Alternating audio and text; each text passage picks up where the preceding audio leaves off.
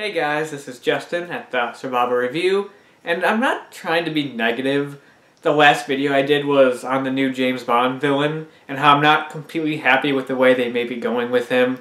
So I'm not trying to be a negative person, but I just watched the new Terminator Genisys trailer, and there's going to be some of that in this video, for sure. We'll start out by saying I'm a die-hard Terminator fan. Terminator 2 is my third favorite movie of all time. I can't get enough of it. Terminator 1, such a great movie. 3 and 4, they happened. Honestly, I don't like Terminator 3, and from an action movie standpoint, Terminator Salvation was mildly enjoyable. I didn't hate it, but it wasn't anything special.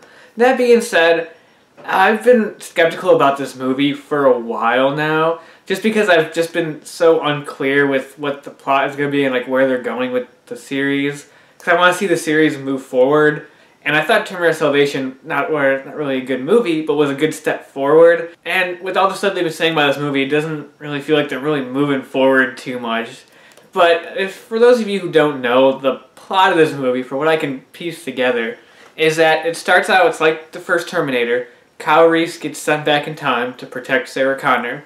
But when he gets there, in this movie, everything is different. Sarah Connor is the badass that she is in Terminator 2. She already knows about Terminator. It's like she has Arnold Schwarzenegger as like a friendly Terminator.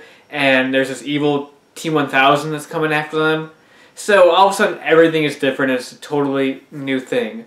And I don't know, that idea just is kind of weird to me. But I'll get to that in a second. Well, I want to talk about what I really liked in the trailer, though. And I loved the beginning of this trailer. I honestly loved it because it shows us an event that we've heard about in the previous films but never actually saw. And that is the final assault on Skynet, where they they find the time displacement equipment and send Kyle Reese back.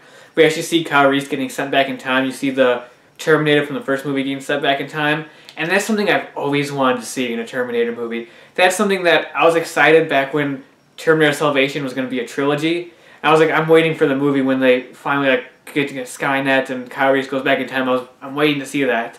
So I'm actually getting that, and I really like that part. It actually gave me goosebumps a little, just because, I don't know, that was cool. So that opening of the trailer was, to me, the most interesting thing about the whole trailer. And it will probably only be like the first 20 minutes of the movie. But either way, that, and from what it looks like, the cast, for the most part, looks pretty good. The actress playing Sarah Connor, I can't think of her name right now, but she was on Game of Thrones. She's looking pretty good. Like, she kind of has that Linda Hamilton feel to her a bit that I like, especially in the first shot of her in the trailer. She looks just like Linda Hamilton, so I'm okay with that. I like her. The actor playing John Connor, you only saw a brief glimpse of him in the beginning, but he was also in Dawn of the Planet of the Apes and Zero Dark 30, and yeah, he looks like he fits the part. I wanted to see more of Christian Bale, but I still like that guy. I think he's good. The only casting choice I don't really find that good is, I kind of know his name, Jai Courtney as Kyle Reese. I still don't get why this guy keeps getting casted in so many movies. He was in Die Hard 5, he was John McClane's son. He's in the upcoming Suicide Squad movie. He's not that great of an actor. And he doesn't fit Kyle Reese to me. He just looks like an average soldier character, and not really what Kyle Reese was. But he's just a trailer, you don't see much of him, so that's okay. And the action scenes look like they're going to be pretty cool. The scene at the end where they're on the bridge and the bus flips over, which looks pretty cool. So that stuff looks cool. But that being said, I don't see the point in this movie. And I don't mean that as I don't see the point in the new Terminator movie. I mean, I don't see the point in this story. I get it, they're going for a J.J. Abrams Star Trek reboot type of deal here.